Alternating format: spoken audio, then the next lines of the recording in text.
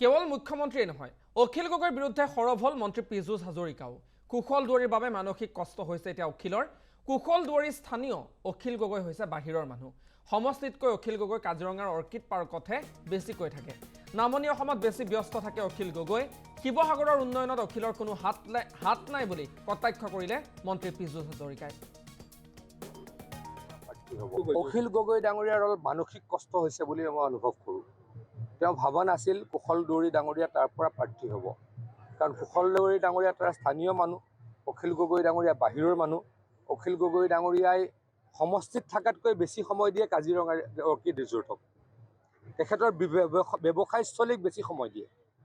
সমষ্টিত যিমান সময় দিয়ে তেখেতৰ ব্যৱসায়স্থলী, তেখেতৰ ৰিজৰ্ট কাজিৰঙা অৰ্কিড পাৰ্কক বেছি সময় দিয়ে। নামনি অসমক বেছি সময় দিয়ে। কিন্তু এইবাৰ তেওঁ নামনি অসমলৈ ওলাবলৈ ভয় খাইছে। নামনি অসমৰ বিভিন্ন অঞ্চলত তেখেতৰ কেণ্ডিডেট আছে। আহিবলৈ কিহৰ কাৰণত ভয় খাইছে মই সেইটো সুধিব খুজিছোঁ। ডিঙতটো তেওঁ কেম্পেইন কৰিবলৈ আহিব লাগিছিল। গোৱালপাৰাত তেখেতে কেম্পেইন কৰিবলৈকে আহিব লাগিছিল। দলগাঁৱত তেখেতে কেম্পেইন কৰিবলৈ আহিছিল, লাগিব লাগিছিল। কিন্তু কিহৰ কাৰণত তেওঁ নামনি অসমলৈকে আহিবলৈ ভয় খাইছে, অখিল গগৈ ডাঙৰীয়াক মই প্ৰশ্ন সুধিছোঁ। অখিল গগৈ কেৱল মুখ্যমন্ত্ৰীয়ে নহয়, অখিল গগৈৰ বিৰুদ্ধে সৰব হ'ল মন্ত্ৰী পীযুষ হাজৰিকাও। কুশল দুৱাৰীৰ বাবে মানসিক কষ্ট হৈছে এতিয়া অখিলৰ। কুশল দুৱাৰী স্থানীয়, অখিল গগৈ হৈছে বাহিৰৰ মানুহ। সমষ্টিতকৈ অখিল গগৈ কাজিৰঙাৰ অৰ্কিড পাৰ্কতহে বেছিকৈ থাকে। নামনি অসমত বেছি ব্যস্ত থাকে অখিল গগৈ। শিৱসাগৰৰ উন্নয়নত অখিলৰ কোনো হাত নাই বুলি কটাক্ষ কৰিলে মন্ত্ৰী পীযুষ হাজৰিকাই।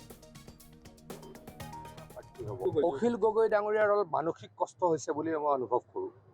তেওঁ ভবা নাছিল কুশল দুৱাৰী ডাঙৰীয়া তাৰ পৰা প্ৰাৰ্থী হ'ব, কাৰণ কুশল দুৱাৰী ডাঙৰীয়া তাৰ স্থানীয় মানুহ, অখিল গগৈ ডাঙৰীয়া বাহিৰৰ মানুহ। অখিল গগৈ ডাঙৰীয়াই সমষ্টিত থকাতকৈ বেছি সময় দিয়ে কাজিৰঙাৰ অৰ্কিড ৰিজৰ্টক।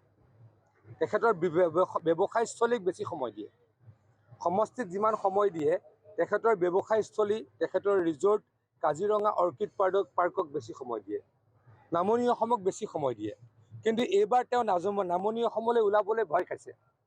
নামনি অসমৰ বিভিন্ন অঞ্চলত তেখেতৰ কেণ্ডিডেট আছে। আহিবলৈ কিহৰ কাৰণত ভয় খাইছে মই সেইটো সুধিব খুজিছোঁ। ডিঙতটো তেওঁ কেম্পেইন কৰিবলৈ আহিব লাগিছিল। গোৱালপাৰাত তেখেতে কেম্পেইন কৰিবলৈকে আহিব লাগিছিল। দলগাঁৱত তেখেতে কেম্পেইন কৰিবলৈ আহিছিল, লাগিব লাগিছিল। কিন্তু কিহৰ কাৰণত তেওঁ নামনি অসমলৈকে আহিবলৈ ভয় খাইছে, অখিল গগৈ ডাঙৰীয়াক মই প্ৰশ্ন সুধিছোঁ। অখিল গগৈ